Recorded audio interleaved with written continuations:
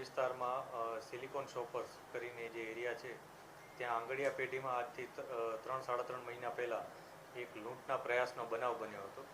આ બનાવમાં પોલીસે અગાઉ 3 આરોપીઓની ધરપકડ કરી હતી અને ત્યારબાદ પોલીસ 2 આરોપીઓની શોધખોળ ચાલુ રાખી હતી, જેમાંથી એકનું નામ છે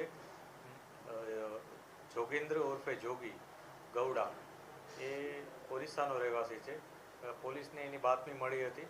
એ અનુસંધાને પોલીસે એના વિસ્તારમાં જઈ ગંજામ જિલ્લાના લાઠી ગામે જઈ અને તેની ધરપકડ કરી હતી. પોલીસે તેની કસ્ટડી મેળવી અને અહીંયા એને લઈ આવ્યા હતા. ત્યારબાદ એની પૂછપરછમાં પોલીસને એવી માહિતી મળી હતી કે એ વખતે એની પાસે વેપન પણ હતું.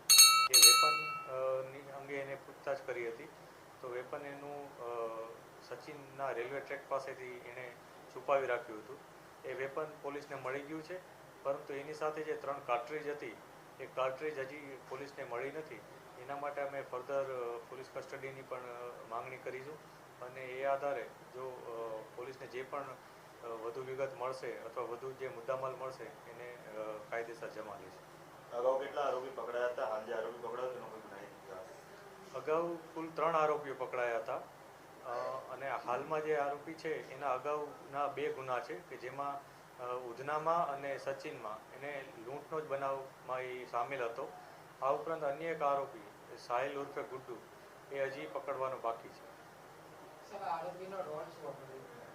આરોપી જે આ પૂરી ઘટના હતી એમાં આરોપી જે એક બીજા વ્યક્તિ સાથે બબલુ સિંહ સાથે સિલિકોન શોપર્સ પાસે ગયો હતો અને પોતે બહાર ઊભો હતો અને જે બબલુ સિંહ અંદરથી લૂંટનો પ્રયાસ કરવા ગયો હતો અને એ દરમિયાન એને ભાગવું પડ્યું હતું. એને જોઈને આ તત્કાલ ત્યાંથી નીકળી ગયો હતો અને છેલ્લા 3.5 માસથી પોતાની ધરપકડ ટાળતો હતો.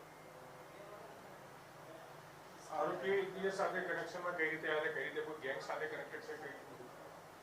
આરોપી અગાઉ આ 2 પ્રકારના ગુનામાં સંડોવાયેલો જ હતો લૂંટનો.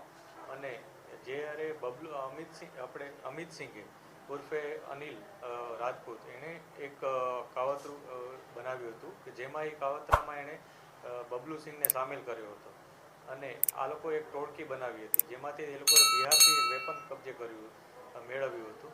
આ જે વેપન મેળવવામાં એમને મદદ કરનાર સાહિલ ઉર્ફે ગુડ્ડુ સિંહ છે, આ વ્યક્તિની હજી ધરપકડ બાકી છે. બાકીના જે 4 આરોપીઓ હતા એમાંથી એક વ્યક્તિ છે ધ્રુવ નારાયણ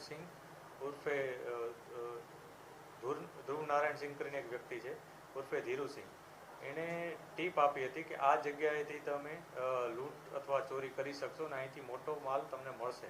આ પ્રકારની ટીપ એણે આપી હતી. આ પ્રકારે ખૂબ જ આયોજનપૂર્વક રીતના આ લોકોએ આ ઘટનાને અંજામ આપ્યો હતો. અગાઉ આ લોકોમાંથી 3 જણા અગાઉ જે લાજપોર જેલ ખાતે અગાઉના ગુનામાં જ્યારે સંડોવાયેલા હતા ત્યારે ત્યાં ભેગા થયા હતા અને લાજપોર જેલ ખાતેથી તેઓની મિત્રતા થઈ હતી.